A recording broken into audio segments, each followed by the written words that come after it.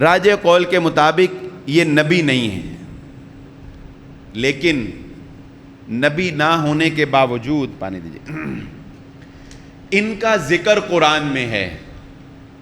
اب اگر کسی بندے کا ذکر، وہ نبی بھی نہیں، اور کسی بندے کا ذکر قرآن میں ہے تو اس میں کوئی کمال تھا، اس میں کوئی بات تھی، کوئی خاص بات تھی اس میں، تبھی تو اللہ نے صرف ذکر ہی نہیں کیا، ایک سورت کا نام سورہ لقمان رکھ دیا۔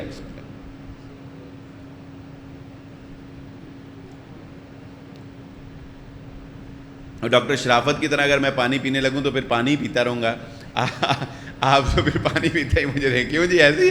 اس لیے میں نے 3 سانسوں میں ہی پی لیا۔ اچھا، حضرت لقمان کی ہم بات کر رہے تھے، تو یہ نبی نہیں ہے لیکن اللہ تعالیٰ نے قرآن میں ان کا ذکر کیا ہے۔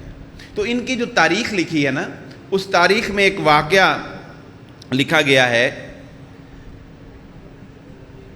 کہ یہ پہلے غلام تھے، یہ پہلے غلام تھے۔ ایک اچھا میں نے کہا شاید آپ نے بلایا، یہ ایک مالک کے باغ میں 7 سال باغبانی کرتے رہے، اس کا پھلوں کا باغ تھا، 7 سال اس کے باغ کی نگہداشت کرتے رہے۔ جب انسان پھلوں کے باغ میں کام کرتا ہو تو پھل کھانا اس کے لیے کوئی معمولی کوئی بات نہیں، معمولی بات ہے، 2-4 پھل روزانہ، 8-10 پھل روزانہ۔ اچھا، 7 سال بعد پھر اس مالک نے ایک دن حضرت لقمان کو کہا کہ لقمان جاؤ، وہ فلاں جڑی بوٹی ہے جو بڑی کڑوی ہوتی ہے، ککڑی نام اس کا تاریخ میں لکھا، کہا کہ وہ جڑی بوٹی لے کر آؤ۔ تو حضرت لقمان لے کر آئے، اس نے کہا اس کے چھوٹے چھوٹے پیس کرو، چھوٹے چھوٹے ٹکڑے کیے، تو پھر مالک نے کہا کہ لقمان ان کو کھاؤ۔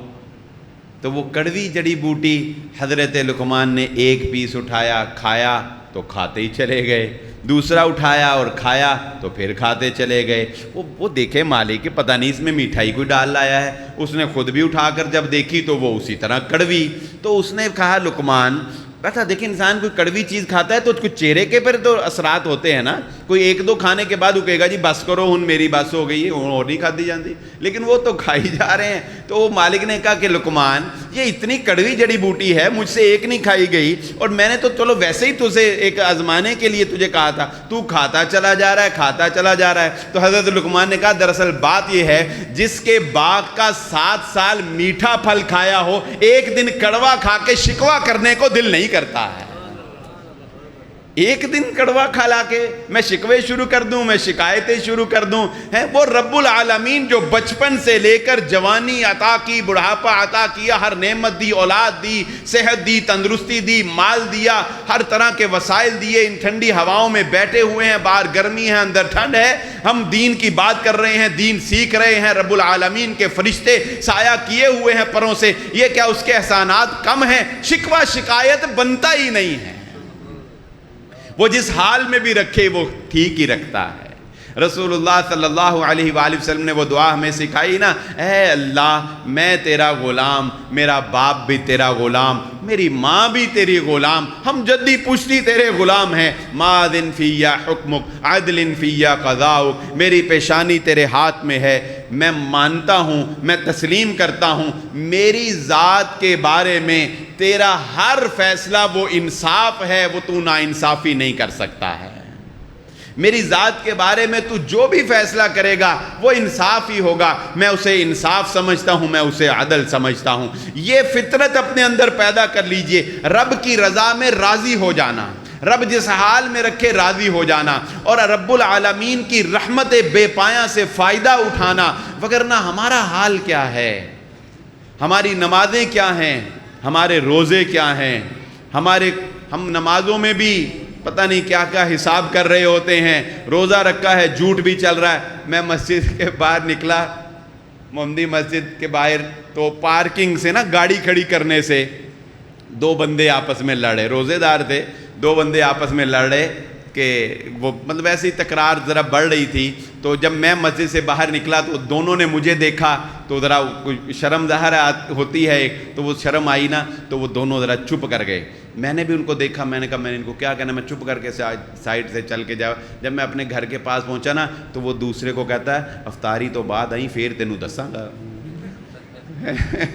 وہ کہتا ہے افطاری تو بعد آئی پھر تینوں دساں گا, یعنی افطاری کے بعد مار کٹائی جائز ہو جاتی ہے, روزے میں نہیں. چلو اتنی حیائی بہت ہے روزے کی. بہرحال ہم تو روزہ رکھ کے بھی ہر کام کرتے ہیں, روزہ رکھ کے بھی ہم جھوٹ بول رہے ہیں, سود لے رہے ہیں. نہ جانے, وہ اقبال نے کہا تھا ہاتھ بے روزگار ہیں دل الحاد سے خوگر ہیں, امتی باعث رسوائی پیغمبر ہیں. کس قدر گراں تم پہ صبح کی بیداری ہے, ہم سے کب پیار ہے ہاں نیند تمہیں پیاری ہے. تبائے آزاد پر قید رمضاں بھاری ہے, تم ہی کہہ دو کیا یہی آئین وفاداری ہے. جن کو آتا نہیں دنیا میں کوئی فن تم ہو, نہیں جس قوم کو پروائے نشیمن تم ہو. بجلیاں ہوں جن میں آسودہ وہ خرمن تم ہو, بیچ کھاتے ہیں جو اپنے اسلاف کے مدفن تم ہو. ہوں کو نام جو قبروں کی تجارت کر کے کیا نہ بیچو گے جو مل جائیں صنم پتھر کے. اس نے کہا تم اپنے بزرگوں کی قبروں پر پیسے کماتے ہو, تم سے کیا بعید ہے تم صنم بھی بیچو گے, تم بت بھی پتھروں کے بیچو گے. قلب میں سوز نہیں روح میں احساس نہیں, کچھ بھی پیغام محمد کا تمہیں پاس نہیں. منفعت ایک ہے اس قوم کی نقصان بھی ایک, ایک ہی سب کا نبی دین بھی ایمان بھی ایک, حرم پاک بھی اللہ بھی قرآن بھی ایک. کچھ بڑی بات تھی جو ہوتے مسلمان بھی ایک, کہیں فرقہ بندی ہے اور کہیں ذاتیں ہیں, کیا زمانے میں پنپنے کی یہی باتیں ہیں. چاہتے تو سب ہیں کہ ہوں اوج ثریا پہ مقیم, یعنی چاہت ثریا وہ ستارہ جسے بلندی میں سب سے اونچا سمجھا جاتا. کہا چاہتے تو سب ہیں کہ ہوں اوج ثریا پہ مقیم, پہلے کوئی پیدا تو کرے ویسا قلب سلیم. وعید قوم کی وہ پختہ خیالی نہ رہی, برق طبعی نہ رہی, شعلہ مقالی نہ رہی, رہ گئی رسم اذاں روح بلالی نہ رہی, فلسفہ رہ گیا تلقین غزالی نہ رہی, مسجد مرثیہ خواہیں کہ نمازی نہ رہے, یعنی وہ صاحب اوصاف حجازی نہ رہے. خودکشی شیوا تمہارا وہ غیور و خوددار, تم اخوت سے گریزاں وہ اخوت پہ نثار, تم گفتار سراپا وہ سراپا کردار, تم ترستے ہو ایک کلی کو وہ گلستان بکنار. اب تلک یاد ہے قوموں کو حکایت ان کی, نقش ہے صفحہ ہستی پہ صداقت ان کی. یہ ہم ہیں کہ نہیں, یہ ہم بتائیں, یہ ہمارا حال ہے. وہ ایک دیہاتی کی آپ کو جٹکی سے مثال سناتا ہوں. وقت پورا ہو گیا, 11:30 ہو گیا نا, میں کہ شاید وہ ایک جٹکی سی آپ کو مثال سناتا ہوں.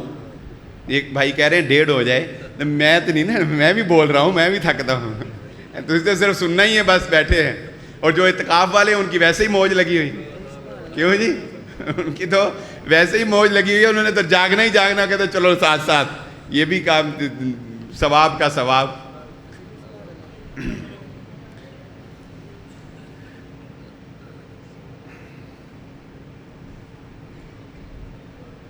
ایک دیہاتی گاؤں میں کہتے ہیں کہ ایک چور نے ایک گھر میں چوری کی. جب چور چوری کر کے بھاگنے لگا تو گھر والوں کو پتہ لگ گیا. پیچھے 2 بندے اس کے وہ بھی پیچھا کرنے کے لیے چل پڑے. چلتے چلتے آگے مسجد آ گئی. مسجد کی دیوار اس نے چور نے پھیلانگی, اور وہ جو گٹھری اس نے باندھی ہوئی تھی نا وہ ایک طرف پھینکی, اور اندر جا کے نا حال میں اللہ اکبر کہہ کے کھڑا ہو گیا. تو وہ جو 2 بندے اس کا پیچھا کر رہے تھے وہ بھی دیوار پھیلانگ کے آگے گئے. تو وہ ایک کہتا ہے کہ مجھے لگتا ہے یہی چور نہ ہو. دوسرا کہتا ہے نا, یہ تو رات کے اس وقت کوئی اللہ کا ولی کھڑا عبادت کر رہا ہے, اس پر چوری کا الزام لگائیں گے تو اللہ تعالیٰ کا عذاب اترے گا ہم پہ, یہ غلطی نہیں کرنی, اس کو نہیں دیکھنا, چلو آگے چلتے ہیں. وہ کہتا ہے ٹھیک ہے, باقی بات تو ٹھیک ہے, بھلا اس وقت چور نے عبادت کرنی. وہ کہتا ہے باقی, وہ دیوار پھیلانتے ہیں, اگلی دیوار پھیلان کے آگے چلے جاتے ہیں. تو جب 5-10 منٹ گزر جاتے ہیں نا تو پھر وہ چور بے اختیار سجدے میں گر گیا, بے اختیار سجدے میں گر گیا. اور سجدے میں گر کے جو اس نے جملہ کہا وہ ہماری حالت ہے, وہ ہماری حالت کی عکاسی کرتا ہے. اس نے کہا ربا تیرے تے قربان جاواں, تیرے سامنے جھوٹا بھی کھلوئیے تے تو بچا لینا ہے. تیرے سامنے ہم کیسے کھڑے ہوتے ہیں اس کے سامنے ہیں, لیکن وہ بچا رہا ہے. لیکن وہ بچا لیتا ہے، وہ بچانے والا، کیوں؟ وہ رحمان ہے، وہ رحیم ہے، وہ اپنے بندوں پر مہربان ہے، وہ بار بار مہلت دیتا ہے، وہ بار بار دیکھتا ہے، نہ جا اس کے تحمل پہ کہ بے ڈب ہے گرفت اس کی، ڈر اس کی دیر گیر